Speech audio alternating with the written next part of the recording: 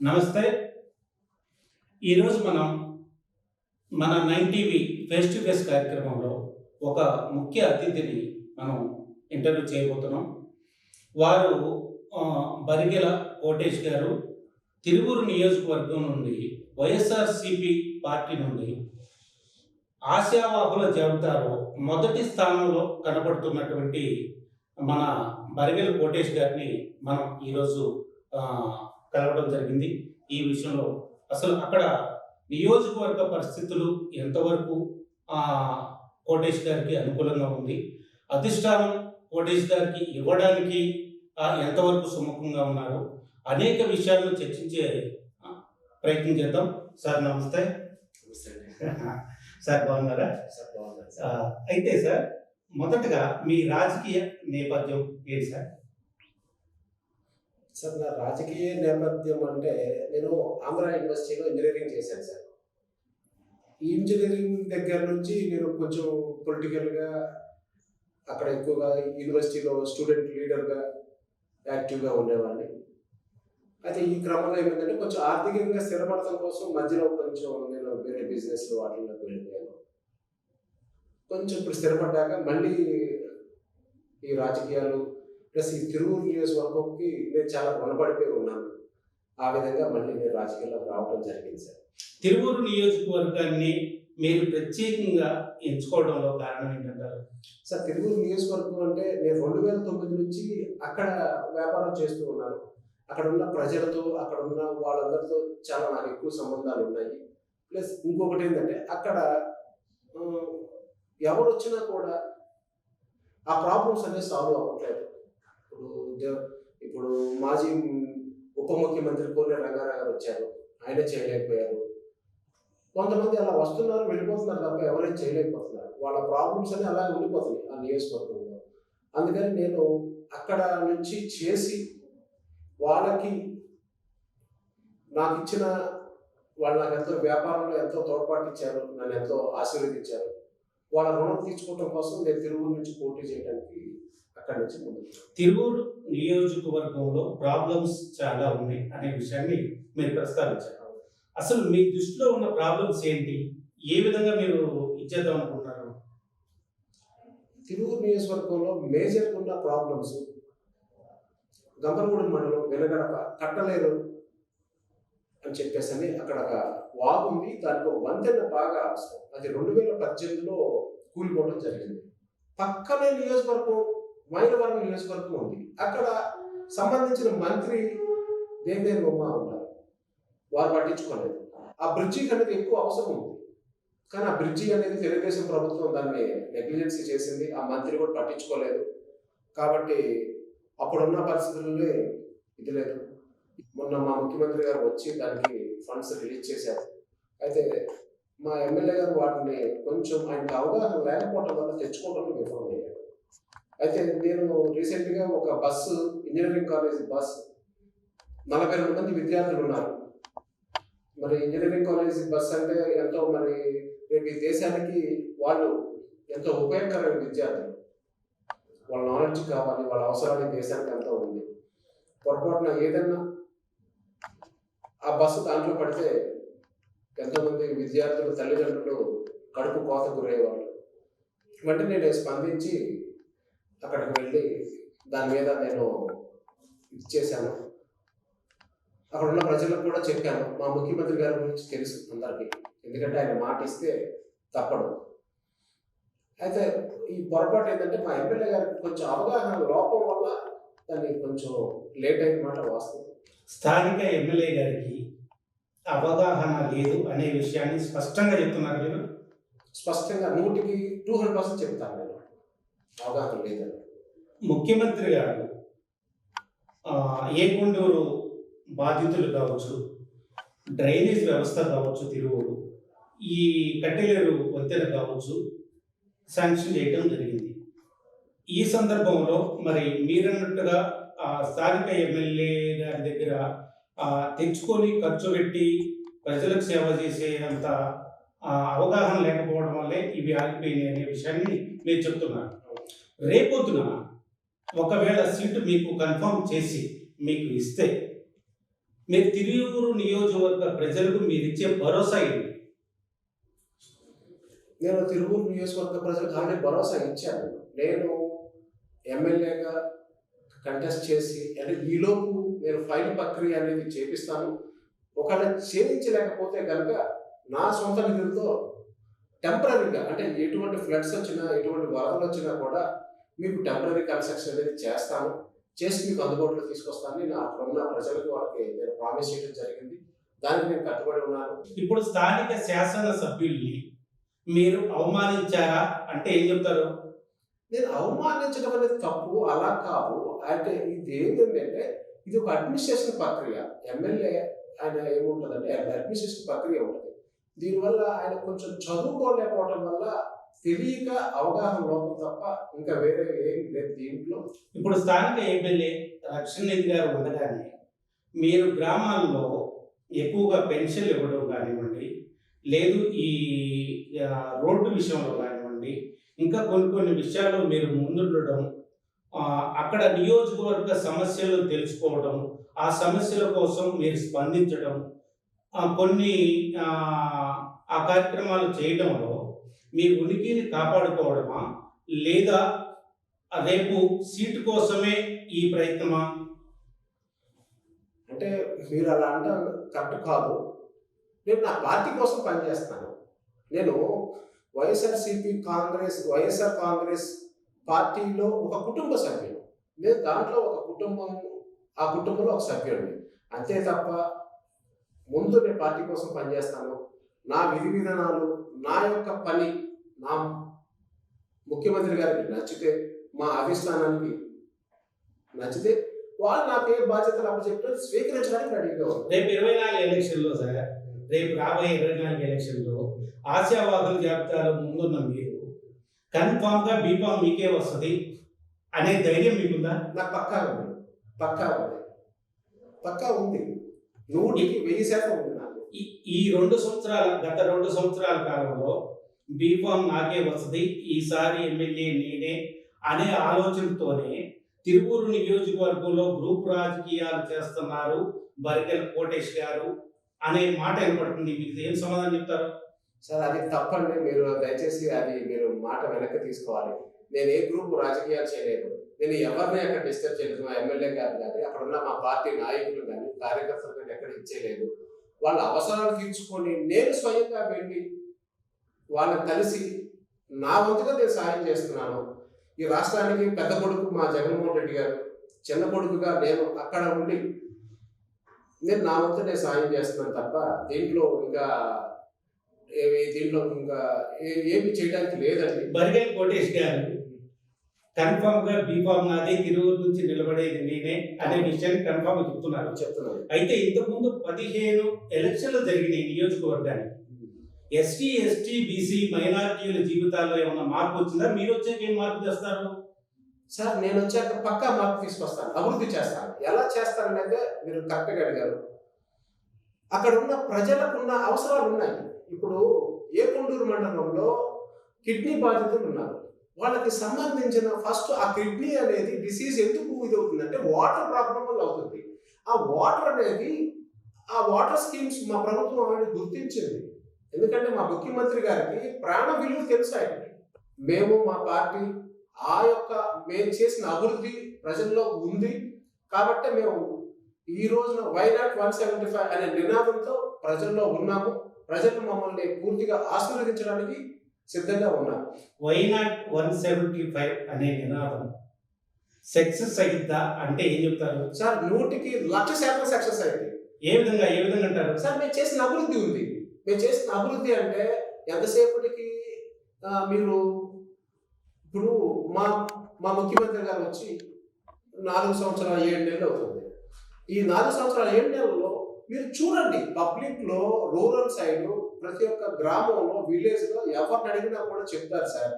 ఆయన స్వయంగా ఆయన పాదయాత్రలో గమనించారు. ప్రజలు ఏ ఇబ్బందులు ఉన్నారు, వాళ్ళకి ఏం చేస్తే బాగుంటుంది అని గమనించి ఈ రోజున ఈ స్కీమ్స్ పెట్టడం జరిగింది. ఈ స్కీమ్స్ అనేది 100% ప్రతి ఒక్క కుటుంబానికి చెందుతున్నాయి. ఇంకొకటి దీంట్లో మేము చెప్పాలి అంటే పార్టీలకు అతీతంగా వెళ్తున్నాయి. మేము ఏ పార్టీ ఏమి చూడలేదు, మాకేం కమిటీలు లేవు. గత ప్రభుత్వం జన్మభూమి కమిటీలను పెట్టుకొని వాళ్ళకి ఇష్టానుసారంగా చేసేవాళ్ళు. ఇప్పుడు అలా లేదు. వాళ్ళు ఎలిజిబిలిటీ ఉంటే ఏ పార్టీ వాళ్ళైనా కూడా ఏది ఉన్నా కూడా ప్రభుత్వం నుంచి రావాల్సిన స్కీమ్స్, ప్రభుత్వం నుంచి రావాల్సిన ప్రతి ఒక్కటి వాళ్ళకి చెందుతుంది. నా దగ్గర డేటా కూడా ఉంది. తెలుగుదేశం పార్టీ వాళ్ళు అవని, వైఎస్ఆర్ కాంగ్రెస్ పార్టీ వాళ్ళు, ఇంకా ఏ పార్టీ వాళ్ళైనా కూడా మాకు అందరూ సమానమే. మేము ఆ కోణంలో మా ముఖ్యమంత్రి గారు పరిపాలిస్తున్నారు. అదే కోణంలో మాకు ప్రజల దగ్గర నుంచి ఆదరణ ఉంది సార్. అందువల్ల మేము వైనాట్ 175 నినాదం మేము దానికి కట్టుబడి ఉన్నాం. మా ప్రభుత్వం జగన్మోహన్ రెడ్డి గారి ప్రభుత్వం ఈ వచ్చిన 4 సంవత్సరాలు 7 నెలల కాలంలో అభివృద్ధి మా పరిపాలన చూసి మాకు ఓట్లేస్తారు, 175 సీట్లు మావే అని చెప్తున్నారు. మీరు అదే మాట చెప్తున్నారు. పోలవరం పెండింగ్లో ఉంది, రాజధాని పెండింగ్లో ఉంది. ఈ విధంగా చెప్పుకుంటూ పోతే చాలా ఉన్నాయి. అభివృద్ధి అనేది ఎక్కడ జరిగింది, ఏ యువత కూడా ఒక ఉద్యోగం కూడా ఇవ్వలేదు ఈ ప్రభుత్వం అని చెప్పి ప్రతిపక్షాలు దుమ్మెత్తుకొస్తున్నాయి. దీనికి మీ సమాధానం? సార్, చేతగాని వాడు ఏదైనా చెప్తారు సార్. చిన్న ఉదాహరణ చెప్తారు సార్. దయచేసి ఒక ఇల్లు కట్టుకోవాలంటే ఒక 3 నెలలు 4 నెలలు టైం పడుతుంది. కరెక్టే కదా? పోలవరం అనేది ఎంత పెద్ద ప్రాజెక్ట్ ఆలోచించండి. దానికి వాతావరణం అనుకూలించాలి, ఇవన్నీ రెయిన్స్ వస్తాయి, వాటర్, ఇవన్నీ చూసుకోవాలి. ఇవన్నీ చూసుకొని అక్కడ కన్స్ట్రక్షన్ చేయాలి. అది వెంటనే మేమేమన్నా అక్కడ అబ్రా అని చెప్పేసి అని ఇచ్చేసి చేయడానికి కాదు. అది ఒక పెద్ద ప్రాజెక్ట్ సార్. అది ప్రాజెక్ట్ చేయడానికి టైం పడుతుంది. దానికి అన్ని అనుకూలించాలి. మాకు వాతావరణం, విధి విధానాలు, అక్కడ ఉన్న అన్ని వర్కర్స్ కానీ అన్ని అనుకూలిస్తే మేము దాన్ని వీళ్ళ త్వరగా దాన్ని ప్రజల్లోకి తీసుకురావాలని, అందుబాటులో తీసుకురావాలని ఉన్నాము. అది ఒక ఇల్లు కట్టుకోవడం 4 నెలలు పట్టింది. పోలవరానికి దానికి ఎలా ఇచ్చేస్తారు? మరి గతంలో ఉన్న ప్రభుత్వం వాళ్ళు 40 years ఇండస్ట్రీ, 14 సంవత్సరాలు ముఖ్యమంత్రి కదా, మరి ఆయన అభివృద్ధి చూపించుకోండి. నేను మా ప్రభుత్వం నుంచి శ్వేతపత్రం రిలీజ్ చేస్తాను సార్, మేమేం అభివృద్ధి చేసామని. వాళ్ళకి సిద్ధమేనా? వాళ్ళ అభివృద్ధి తీసుకొని రమ్మనండి. నేను ఇక్కడే మీతోనే కూర్చుంటాను. నేను మా అభివృద్ధి చూపిస్తాను, ఈ కొద్ది కాలంలో మా అభివృద్ధి చూపిస్తాను. వాళ్ళు 14 సంవత్సరాల్లో వాళ్ళ అభివృద్ధి చూపించమనండి. నేను దానికి సిద్ధంగా ఉన్నాను. అది కూడా ఈ రాష్ట్ర ముఖ్యమంత్రి జగన్మోహన్ రెడ్డి గారికి తమ్ముడుగా నేను వస్తాను. ఆయనకి తమ్ముడుగా నేను వస్తాను, నేను కూర్చుంటాను, మా అభివృద్ధి నేను చూపిస్తాను. వాడు దానికి సిద్ధమేనా? మీరు ఛాలెంజ్ చేస్తున్నారు? నేను ఛాలెంజ్ చేస్తున్నాను. నేను కెమెరా ఛాలెంజ్ చేస్తున్నాను. వాళ్ళు దానికి సిద్ధమేనా? ఎప్పుడైనా వాళ్ళు ఎనీ టైం రావచ్చు. నా దగ్గర పూర్తి డేటాతో నేను ఉన్నాను. మేమేం అభివృద్ధి చేసామనేది.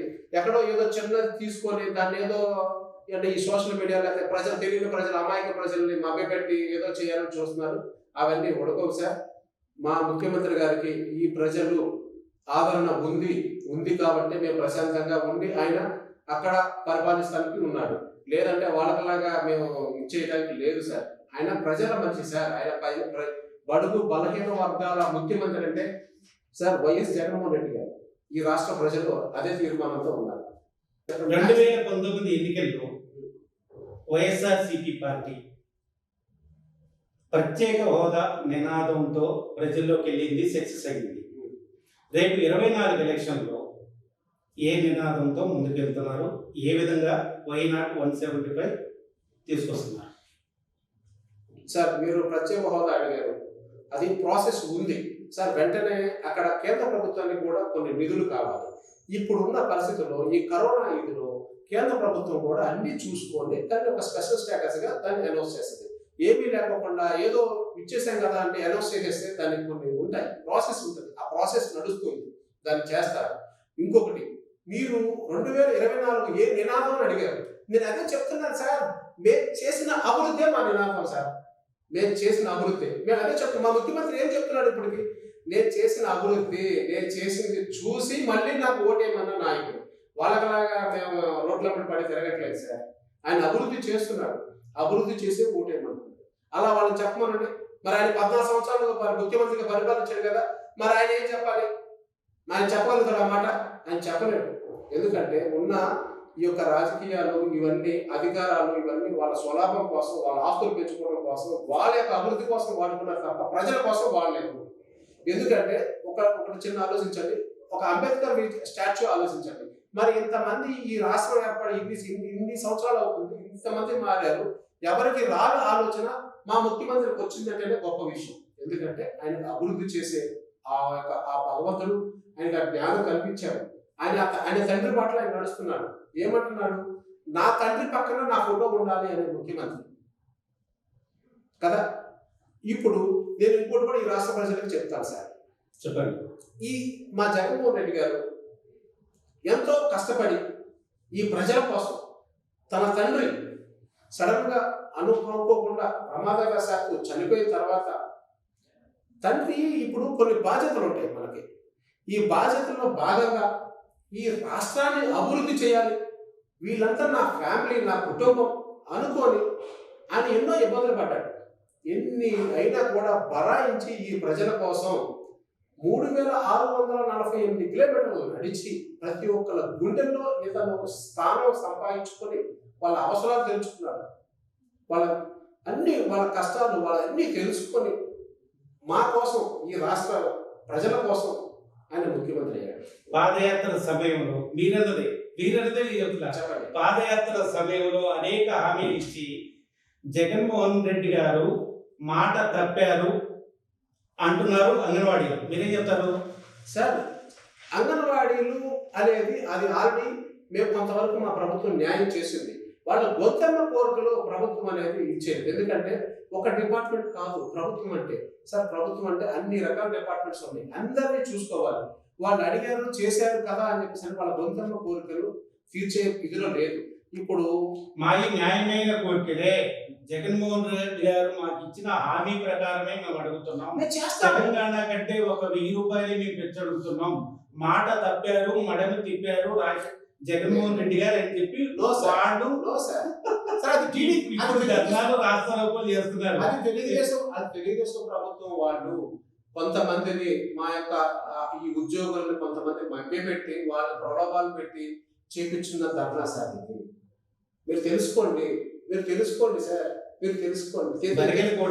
రాజకీయంలో బాగానే పడిపోయారు. అయ్యో లేదు సార్, గతంలో పనిచేసిన చంద్రబాబు నాయుడు ఎంత ఇచ్చాడు వాళ్ళకి మీరు చెప్పండి.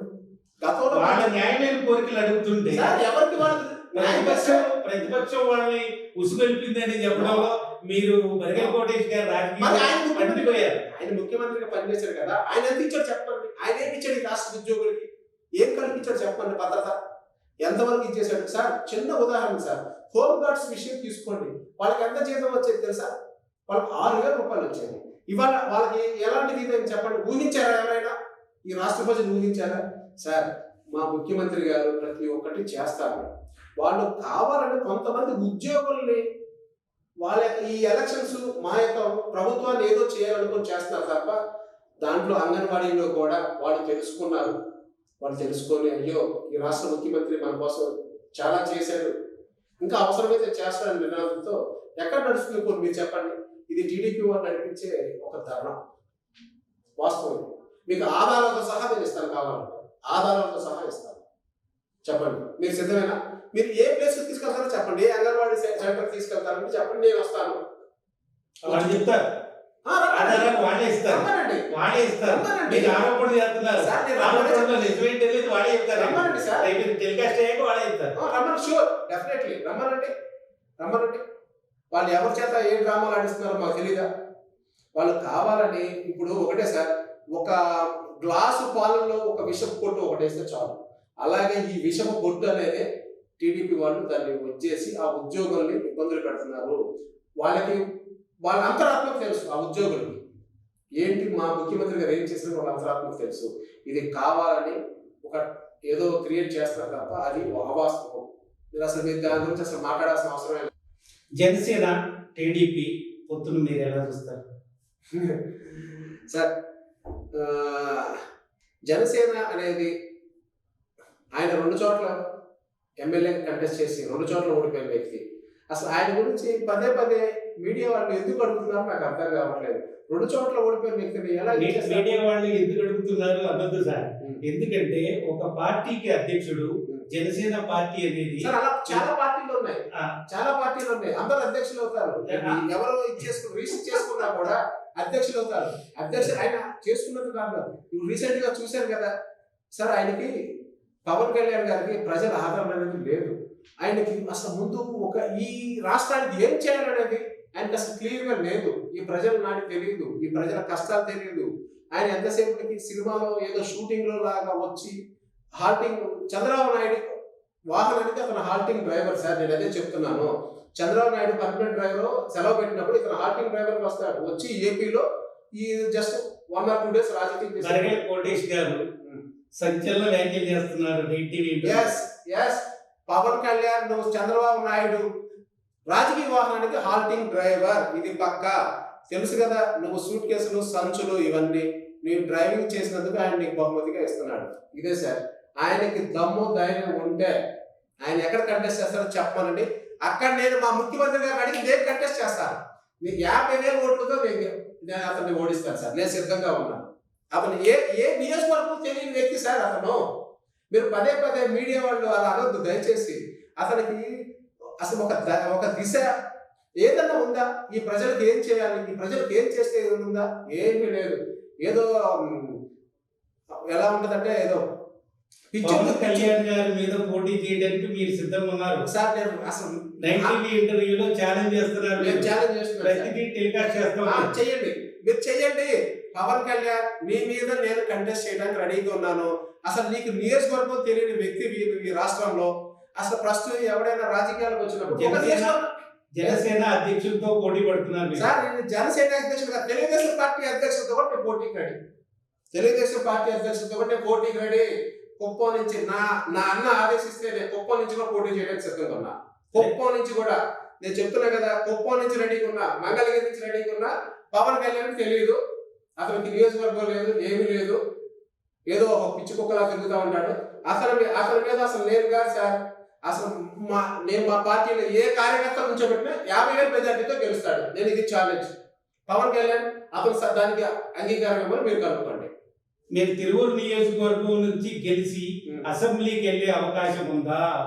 పవన్ కళ్యాణ్ గారి మీద గెలుస్తా అంటున్నారు, దీనికి సమాధానం చెప్పండి సార్. నేను తిరువూరు నియోజకవర్గం నుంచి చెప్తున్నాను కదా, 25,000 ఓట్లతో గెలుస్తాను సార్. నేను 25,000 ఓట్లతో నేను ఆల్రెడీ మా పెద్దలకి, మా అధిష్టానం కొంతమంది వాళ్ళకి చెప్పాను. నేను గెలిచి వస్తాను. అది నేను మా ముఖ్యమంత్రి గారికి, అన్న నీకు తమ్ముడిగా నేను గిఫ్ట్ ఇస్తాను. ఫస్ట్ వైనాట్ 175 అనే నినాదంలో ఫస్ట్ తిరువూరు నుంచే స్టార్ట్ అవుతుంది. తిరువూరే ఫస్ట్. అక్కడి నుంచి మా అన్నకి వైనాట్ 175, అక్కడి నుంచి కౌంట్ మొదలు పెడతాను. నేను అదే చెప్తున్నాను.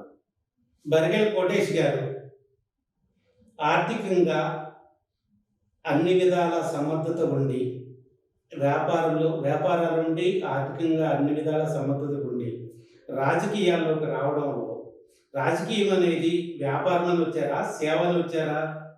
సార్ నేను సేవనే వచ్చాను సార్ దీంట్లో. అదే మీకు చెప్తున్నా కదా, నేను గతంలో స్టూడెంట్గా ఉన్నప్పుడు ఆంధ్ర యూనివర్సిటీలో నేను ఇంజనీరింగ్ కాలేజీలో నేను అక్కడ కొన్ని యాక్టివిటీస్ చేశాను, చూశాను. దాంట్లో నేను ఇప్పుడు నేను వ్యాపారం చేస్తున్న చోట నా ప్రజలు నన్ను ఆశీర్వదించారు. వాళ్ళ రుణం కోసం తీర్చుకోవడానికి వచ్చాను తప్ప వ్యాపారం కోసం కాదు. మీరు చెప్తున్నారు కదా, నేను ఇప్పుడు మీ యొక్క ద్వారా నేను తెలియపరుస్తున్నాను. నా అన్న ₹1 తీసుకొని ఈ రాష్ట్రానికి ముఖ్యమంత్రిగా పనిచేస్తున్నారు, కరెక్ట్ కదా సార్? ఈ రాష్ట్రం నుంచి మరి ఇంతకు ముందు ఉన్నారు లేదో నాకు తెలియదు. ఈ రాష్ట్రం నుంచి నేను కూడా ₹1 తీసుకొని నా యొక్క నియోజకవర్గ ప్రజల కోసం నేను పనిచేస్తాను. ఇది ఛాలెంజ్. మీరు అంటున్నారు కదా దానికి. నేను వ్యాపారం అనేది సార్, నన్ను దేవుడు ఆశీర్వదించాడు, నా అన్న ఈ రాష్ట్ర ముఖ్యమంత్రి నన్ను ఆశీర్వదించాడు, చాలు నాకు. నేను నా అన్న బాటలో నడుస్తాను. ఆయన వేసిన అడుగులోనే నేను వెనక ఉండి నడుస్తాను తప్ప ఆయన ఈ రాష్ట్రాన్ని మొత్తం అంతా అభివృద్ధి చేస్తాడు. ఆయన తమ్ముడుగా తిరువూరు నియోజకవర్గాన్ని నేను అభివృద్ధి చేస్తాను. ₹1 జీతం తీసుకొని నేను నా తిరువూరు నియోజకవర్గాన్ని అభివృద్ధి చేయడానికి సిద్ధంగా ఉన్నాను. బరగల్ కోటేష్ గారు కొన్ని సందర్భాల్లో మాట్లాడుతూ తిరువూరు ప్రజలు అమాయకులు అనే మాట మీరు అంటూ ఉంటారు. అవును. అయితే తిరువూరు ప్రజలు 15 సార్లుగా స్థానికులు ఎవరు పోటీ చేయలేని స్థితిలో ఉండి మొత్తం బయట వాళ్ళు వచ్చి పోటీ చేయడం, అక్కడ గెలవడం, వాళ్ళని పరిపాలించడం, దీన్ని ఆసరాగా తీసుకుని ఆ మాట అన్నారా? లేదు వాళ్ళతో మీకున్న మమేకమైన సంబంధంతో ఆ మాట అన్నారా? అంటే మీరు ఎలా అర్థం చేసుకోగలుగుతారు? నేను 2009 నుంచి అక్కడ వ్యాపారం చేస్తానని చెప్పాను. ఆలోచించండి మీరు. అంటే 2009 అంటే ఇప్పుడు 14 సంవత్సరాలు నేను అక్కడి నుంచి ఉన్నాను. 14 సంవత్సరాలు మరి అక్కడ కలిసిమెలిసి వాళ్ళతో ఉన్నప్పుడు ఏ ఫీలింగ్ తో ఉంటాను నేను? నాది అనే నా విలేజ్, నా గ్రామం, నా నియోజకవర్గం, నా జిల్లా అనే ఫీలింగ్ ఉంటుందా? లేకపోతే నేను బయట వ్యక్తినా? నా నియోజకవర్గంలో అనడంలో తప్పలేదు, కానీ అమాయకులు అనడంలో ఎస్, అమాయకులు. నేను ఇప్పుడు కూడా అంతరార్థం చెప్తాను, తెలియదు కదా. నేను ఇప్పుడు కూడా చెప్తాను. ఎందుకంటే వాళ్ళకి దివంగత నేత డాక్టర్ వైఎస్ రాజశేఖర రెడ్డి గారి మీద ఉన్న అభిమానం, గౌరవం, ప్రేమ అవి ఇప్పుడున్న ప్రస్తుతం మా ముఖ్యమంత్రి గారు దగ్గర చూసుకుంటున్నారు. వాళ్ళకి ఏమీ తెలియదు సార్. అదే నేను ఇప్పుడు అదే చెప్తున్నాను, వాళ్ళకి ఏమీ తెలియదు. వాళ్ళకి కావాల్సింది జగన్మోహన్ రెడ్డి గారు యొక్క అభివృద్ధికి తోడ్పాటిస్తారు. ఇప్పుడు ఇన్ని సంవత్సరాలు అవుతుంది, ఇన్నిసార్లు అవుతుంది, మీరు చెప్తున్నారు 15 సార్లు ఇప్పుడు వరకు జరిగిందని. మా నియోజకవర్గంలో ఎంత అభివృద్ధి చూడండి, ఎంత అభివృద్ధి జరిగిందో అనేది వెనకబడిపోయి ఉంది. అదే నేను చెప్తున్నాను వాళ్ళు, ఎందుకంటే వాళ్ళకి అభివృద్ధి తెలియదు, ఇప్పటికీ కూడా తెలియదు.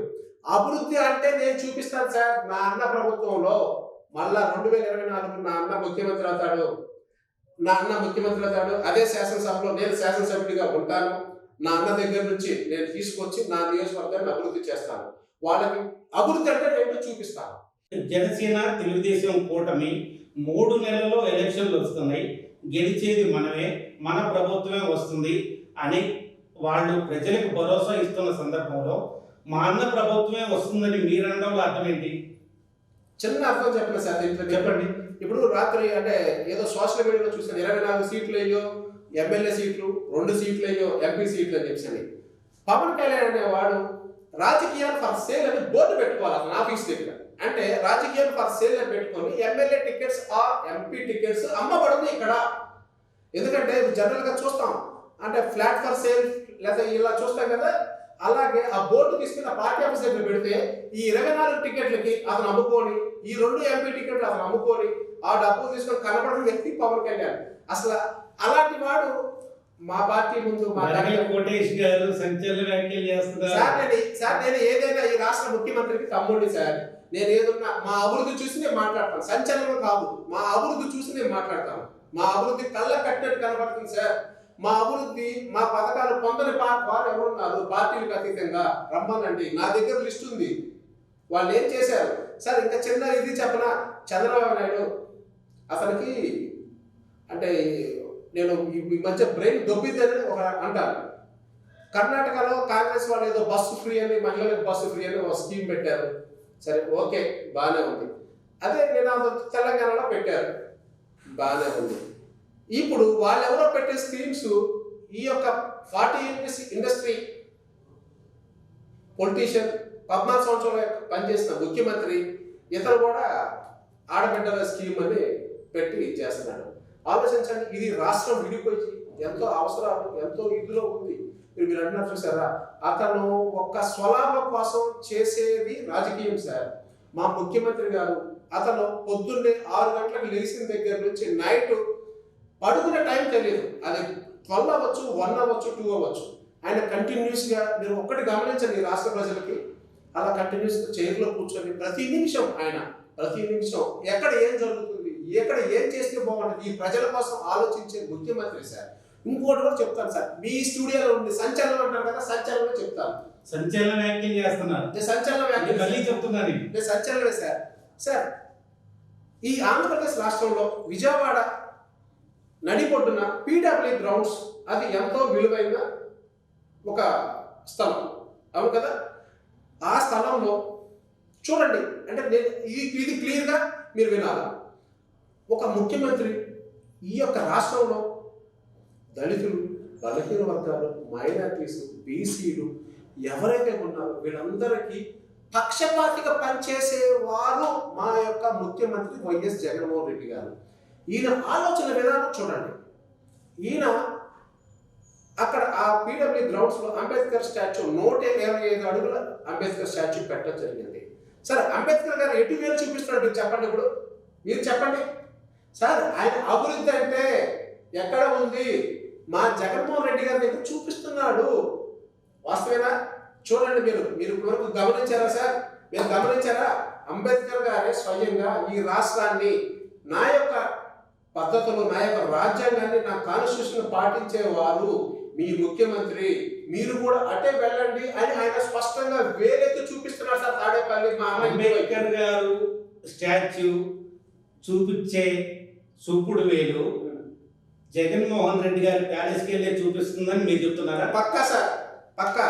చూడండి మీరు ఇంకా బయోస్కోప్ వేసుకొని మీరు చూడండి. ఆ వేలు మా అన్న ఇంటి వైపు చూపిస్తుంది కరెక్ట్ గా. మా అన్న ఇంటి గుమ్మం వైపు, గుమ్మం చూడండి మీరు. చూడండి, నేను ఛాలెంజ్ చేస్తున్నా, చూడమనండి. చంద్రబాబు నాయుడు ఇంకా దేవుడు వాళ్ళు వీళ్ళు వస్తారు కదా, Hardinge drivers, Hardinge politicians, MLA ticket for sale politicians, వాళ్ళందరూ వేసుకొని చూడమనండి. నా అన్న గుమ్మం వైపు చూపిస్తుంది సార్ ఆ వేలు. అదొకటి చాలు ఈ రాష్ట్రానికి. దీని మీద మీరేం మాట్లాడతారు చెప్పండి. ఎవరున్నారు చెప్పండి, అంత దమ్ము ధైర్యంగా పనిచేసే ముఖ్యమంత్రి? అదే వేలు, అంబేద్కర్ గారి అదే చూపుడు వేలు అమరావతి వైపు చూపిస్తుంది అంటే మీరేం చెప్తారు సార్? అమరావతిని అభివృద్ధి చేసే నాయకుడు సార్ అతను. నేను అదే చెప్తున్నాను. ఈ రాష్ట్రాన్ని అభివృద్ధి చేసేది ఒక జగన్మోహన్ రెడ్డి గారిని చూపిస్తుంది ఆ వేలు. మీరు గమనించండి. అమరావతి అంటే ఆంధ్రప్రదేశ్ రాష్ట్రంలో ఒక భాగం. ఇది అక్కడ ఆ ఏరియాని దాన్ని అమరావతిగా ఇచ్చేసి ఈ రాష్ట్రానికి అక్కడ ఆ అభివృద్ధి చూపించడంలో ఆయన దగ్గర నుంచి స్టార్ట్ అవ్వాలి సార్. ఆయన ఇంటి దగ్గర నుంచి ఒక ఫైలు, ఒక అధికారి ఎవరైనా అక్కడి నుంచే వెళ్ళాలి. ఏదున్నా కూడా ఈ రాష్ట్రాన్ని బాగు చేసే వ్యక్తి వైఎస్ జగన్మోహన్ రెడ్డి గారిని చూపిస్తుంది మీకు స్పష్టంగా. ఇప్పుడు జగన్మోహన్ రెడ్డి గారు అమరావతిని కడుతున్నారు అంటారా మీరు? పక్కా అంటారు. ఎందుకంటే చంద్రబాబు నాయుడు అనే అతను, నేను గౌరవిస్తాను. నా అన్న దగ్గర నేర్చుకున్నాను అదే. చంద్రబాబు నాయుడు అనే అతను దళితుల్లో పుట్టాలా అని చెప్పేసి అన్నాడు. వాస్తవే కదా? మరి అలాంటి వైపు అంబేద్కర్ గారు వేరు చూపిస్తారా? చెప్పండి. దళితుల్లో పుట్టాలని ఎవరైనా కోరుకుంటారనే వైపు, అతని వైపు, ఆ ఉండవల వైపు చూపిస్తాడా అంబేద్కర్ గారు? ఈయన మా యొక్క రాజ్యాంగాన్ని అవమానించిన వ్యక్తి చంద్రబాబు నాయుడు. ఇప్పుడు మీరనే ప్రకారం అంబేద్కర్ గారు చూపించే వేలు అభివృద్ధి వైపే అన్నారు కదా. అంటే ఈ లెక్కన అమరావతి రాజధాని జగన్మోహన్ రెడ్డి గారు కడుతున్నారనే విషయాన్ని మీరు నెగిటివ్ సమూహంగా చెప్తున్నారా? సార్ మొత్తం ఈ రాష్ట్రాన్ని డెవలప్ చేస్తారు సార్. ఒక అమరావతి ఇప్పుడు 3 రాజధానులు అనే ప్రస్తావన లేదంటారు. 3 రాజధానుల ప్రస్తావన అంటే సార్ ఆయన ఈ రాష్ట్ర ప్రయోజనాల కోసం సార్. మీరు ఇప్పుడు ఒకటి గమనించండి. ఇప్పుడు 3 పిల్లలు ఉన్నారు. 3 పిల్లలకి సమానంగా ఇచ్చేస్తారా? ఒకరిని ఐఏఎస్ చదివించి ఒకరిని ఎంగేజ్ చేస్తూ స్టాప్ చేస్తారా మీరు? చెప్పండి. 3 సమానంగా. బరిగెల కోటేష్ గారు 3 రాజధానులను సమర్థిస్తున్నారా? పక్కా సమర్థిస్తారు సార్, పక్కా సమర్థిస్తారు. ఎందుకంటే ఇక్కడ ఉన్న ఈ ప్రాంతాలు మొత్తం డెవలప్ చేయాలి ఆయన ఉద్దేశం అది. దీన్ని తెలుగుదేశం పార్టీ వాళ్ళు ఇక్కడ ఉన్న ప్రాంతాల వారీగా వాళ్ళకి వివాదాలు సృష్టించడం కోసం క్రియేట్ చేసింది.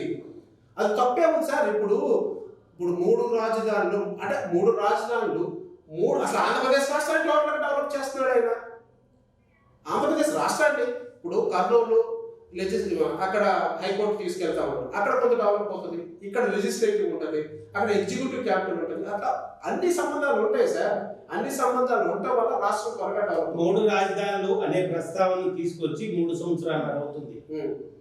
ఈ 3 చోట్ల ఈ పనులు ఎంతవరకు వచ్చినాయి, ఎంతవరకు అభివృద్ధి చేశారంటే పెద్దవాళ్ళు ఏం మాట్లాడారు సార్? సార్ అసలు చేయిస్తే కదా సార్, ఆయన చేయిస్తే కదా, ఆయన అభివృద్ధి చేయిస్తే కదా సార్. ప్రభుత్వం అది కోర్టులకు వెళ్తాం, కోర్టులో ఇవేయటం అవేయటం, వీళ్ళు కోర్టులని ఉన్న న్యాయ వ్యవస్థని వాళ్ళు ఎలాగానే అలా ఆటాడుకుంటున్నారు. ఇంకా చిన్న ఉదాహరణ కూడా చెప్తాను. మొన్న అతను ఇక్కడ స్కిల్ డెవలప్మెంట్ కేసులో అరెస్ట్ అయ్యాడు. మరి ఇంతకుముందు చంద్రబాబు నాయుడికి ఎన్ని కేసుల్లో అతనికి స్టే వచ్చినాయి?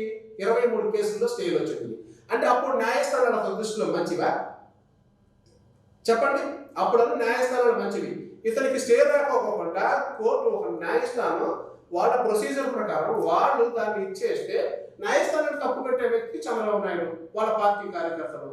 ఏం చెప్తాము చెప్పండి? న్యాయస్థానం 23 గంటల స్టే వచ్చినప్పుడు న్యాయస్థానం మంచిది.